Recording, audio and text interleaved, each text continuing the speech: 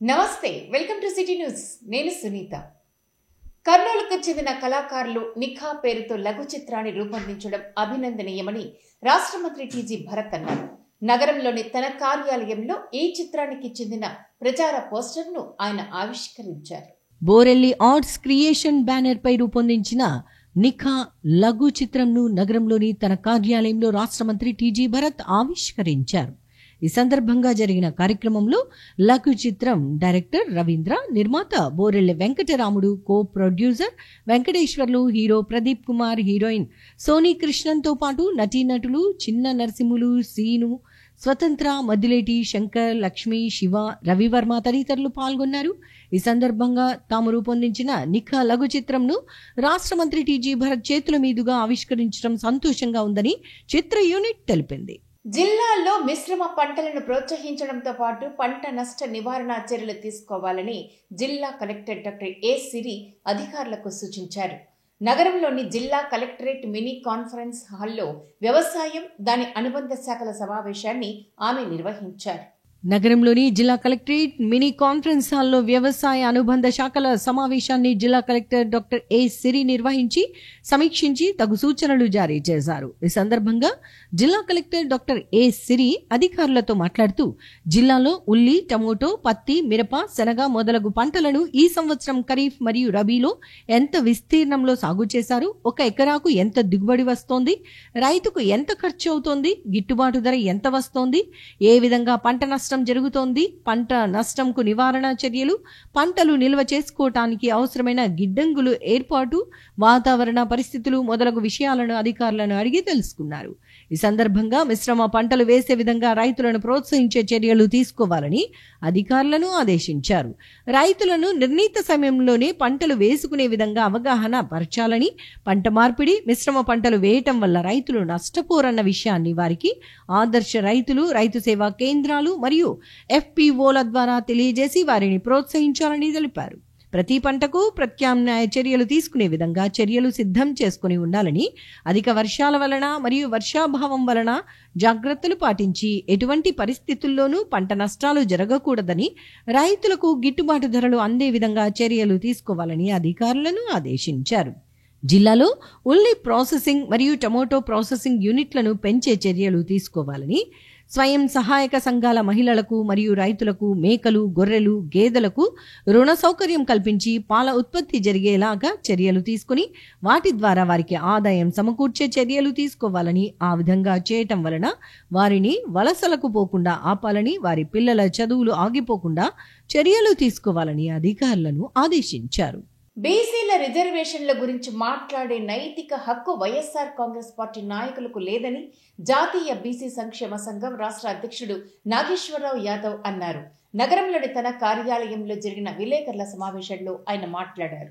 నగరంలో జరిగిన విలేకరుల సమావేశంలో జాతీయ బీసీ సంక్షేమ సంఘం రాష్ట్ర అధ్యక్షుడు నాగేశ్వరరావు యాదవ్ మాట్లాడుతూ బీసీల రిజర్వేషన్ల గురించి మాట్లాడే నైతిక హక్కు వైసీపీ నాయకులకు లేదని అన్నారు. ఈ సందర్భంగా నాగేశ్వరరావు యాదవ్ మాట్లాడుతూ తెలంగాణ రాష్ట్రంలో స్థానిక సంస్థల ఎన్నికల రిజర్వేషన్లపై బీసీలు ఆందోళనలు చేసి 42% రిజర్వేషన్లు సాధించారని, కొందరు కుట్ర చేసి రిజర్వేషన్లు అందకుండా చేస్తున్నారన్నారు. ఆంధ్రప్రదేశ్ రాష్ట్రంలో ముఖ్యమంత్రి చంద్రబాబు నాయుడు బీసీలకు 26% నుంచి 34% రిజర్వేషన్లు పెంచారని తెలిపారు. వైసీపీ నాయకులు బీసీ రిజర్వేషన్లపై అసత్య ప్రచారం చేస్తున్నారని అన్నారు. ఎన్నికల ముందు బీసీలకు ఇచ్చిన హామీలను అమలు చేస్తామని ముఖ్యమంత్రి ప్రకటించడంతో పాటు కొన్ని అమలు చేశారని అన్నారు. జాతీయ బీసీ సంక్షేమ సంఘం దక్షిణాది రాష్ట్రాల ఇన్ఛార్జి షణ్ముఖం మాట్లాడుతూ తెలుగుదేశం పార్టీ ఆవిర్భావమే బీసీల అభివృద్ధి కోసం అన్నారు. కూటమి ప్రభుత్వంలో బీసీలకు పూర్తి స్థాయిలో న్యాయం జరుగుతోందన్నారు. కార్యక్రమంలో బీసీ నేతలు రాంబాబు, సుజాత, కృష్ణాజీరావు, శివన్న, గణేష్, బీసన్న, ఈశ్వరయ్య, రాజశేఖర్, వెంకటేష్ తదితరులు పాల్గొన్నారు. ఇప్పుడు ప్రస్తుత సమస్య వచ్చేసి తెలంగాణలో 42 అన్ని రాజకీయ పార్టీలు కానీ మరి అట్లాగే ప్రస్తుతం ఉన్న ప్రభుత్వం కానీ ఒప్పుకొని స్థానిక సంస్థల్లో రిజర్వేషన్స్ కల్పించడానికి ముందుకెళ్లడం జరిగింది.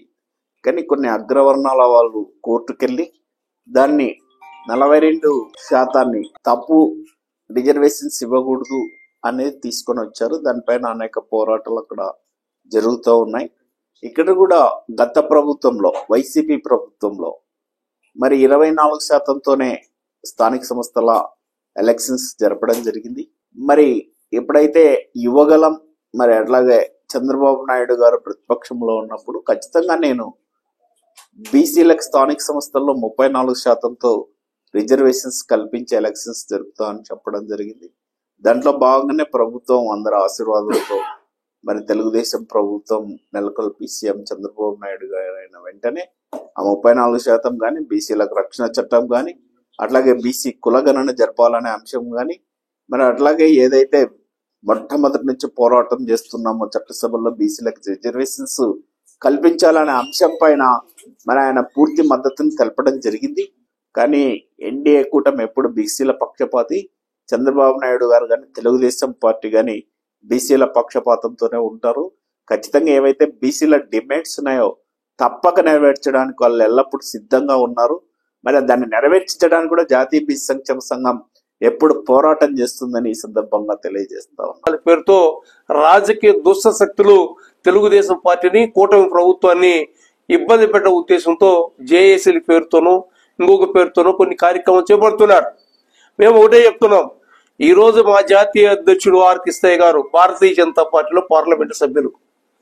ఈరోజు కేంద్రంలో తెలుగుదేశం పార్టీ, జనసేన కూటమిగా ఉన్నాయి, రాష్ట్రంలో కూటమి ప్రభుత్వాలు ఉన్నాయి. ఎప్పుడు కూడా వెనుకబడిన వర్గాలకు ఈ కూటమి ప్రభుత్వం కేంద్రంలో కూడా రాష్ట్రంలో కూడా అన్యాయము జరపరు. ఖచ్చితంగా మా అధ్యక్షుడు, మా జాతీయ అధ్యక్షుడు కృష్ణయ్య గారి నేతృత్వంలో, మా రాష్ట్ర అధ్యక్షుడు నాగేశ్వరరావు యాదవ్ గారి యొక్క నేతృత్వంలో ఇప్పటికే ఢిల్లీలో జాతీయ స్థాయిలో కూడా కేంద్ర ప్రభుత్వం ఒత్తిడి తీసుకొచ్చే కార్యక్రమంలో గత 3 నెలలకు ముందుగా కూడా జంతర్ మంతర్లో ఒక ధర్నా కార్యక్రమం కానీ, అదేవిధంగా ఒక సెమినార్ కార్యక్రమం తీసుకొచ్చి దాదాపు 17 మంది పార్లమెంటు సభ్యుల్ని రాజకీయ పార్టీలకు అతీతంగా ఒక వేదిక మీదకి తీసుకొచ్చి కేంద్రం దృష్టికి తీసుకెళ్లాం. సంక్షేమ సంఘం ద్వారా సాధిస్తామన్న ఆలోచనతో రేపు జాతీయ స్థాయి ముఖ్య నాయకులు హైదరాబాద్ లో సమావేశమవుతున్నాం. విద్యార్థుల్లో అదనపు నైపుణ్యాలను పెంపొందించేందుకు నారాయణ విద్యా సంస్థల యాజమాన్యం తీసుకుంటున్న చర్యలు అభినందనీయమని పాణ్యం ఎమ్మెల్యే శ్రీమతి గౌరచరిత వెంకటరెడ్డి అన్నారు. నగరంలో నారాయణ ఇంగ్లీష్ మీడియం పాఠశాలలో జరిగిన మాస్టర్ ఓరియంటల్ కాంటెస్ట్ కార్యక్రమంలో ఆమె ముఖ్య అతిథిగా పాల్గొన్నారు.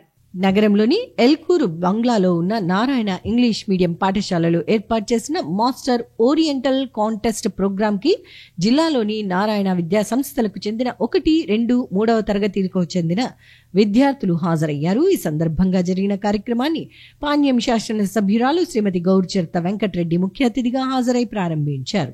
కార్యక్రమంలో నారాయణ విద్యా సంస్థల ఏజీఎం రమేష్, భారతి తదితరులు పాల్గొన్నారు. ఈ సందర్భంగా వారు మాట్లాడుతూ విద్యార్థులలో దాగి ఉన్న అంతర్గత ప్రతిభను వెలికి తీసేందుకు నారాయణ విద్యా సంస్థలు ఈ కార్యక్రమం నిర్వహిస్తున్నాయని చెప్పారు. ముఖ్యంగా విద్యార్థులను చదువుకే పరిమితం చేయకుండా వారిలో అదనపు నైపుణ్యాలను పెంపొందించేందుకు ఇలాంటి కార్యక్రమాలు ఉపయోగపడతాయని అన్నారు. విద్యార్థి దశ నుంచే స్టేజ్ ఫియర్ లేకుండా ఈ కార్యక్రమాన్ని రూపొందించడం జరిగిందని చెప్పారు. అలాగే విద్యార్థుల్లో కమ్యూనికేషన్ స్కిల్స్ ను పెంచేందుకు ఇది ఎంతో ఉపయోగపడుతుందని వివరించారు.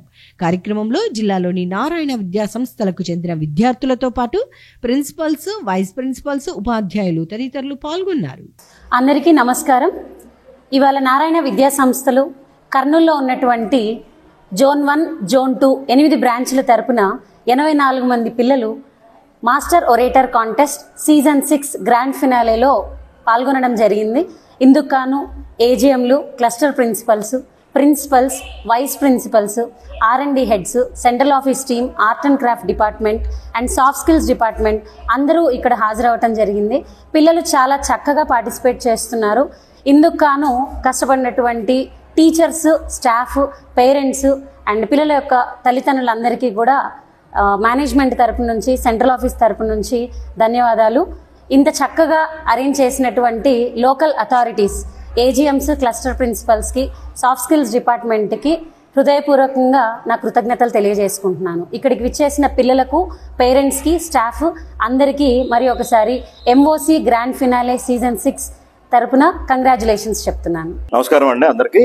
ఈరోజు నారాయణ ఇంగ్లీష్ మీడియం స్కూల్ ఎల్గూరు బంగ్లా నందు కర్నూలు జిల్లా వ్యాప్తంగా ఉన్నటువంటి నారాయణ విద్యా సంస్థలు అన్ని సంస్థల నుంచి ఈరోజు first class, second class, third class పిల్లలు మాస్టర్ ఒరేటర్ కాంటెస్ట్ అనేటువంటి గ్రాండ్ ఫినాలే ప్రోగ్రాంలో పాల్గొనడానికి ఈరోజు కర్నూలుకు రావడం జరిగింది.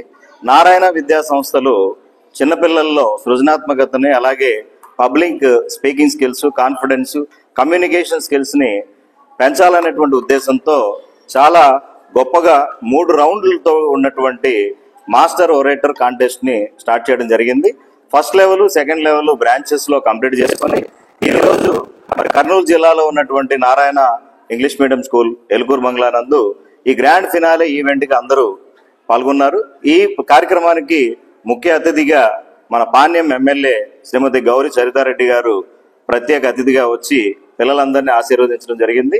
ఈ కార్యక్రమంలో మా పాఠశాలకు సంబంధించినటువంటి తల్లిదండ్రులు, అలాగే అందరూ కంటెస్టెంట్స్, అలాగే మా ప్రిన్సిపాల్స్, వైస్ ప్రిన్సిపాల్స్, టీచర్స్ అందరూ కూడా ఈ కార్యక్రమంలో పాల్గొన్నారు.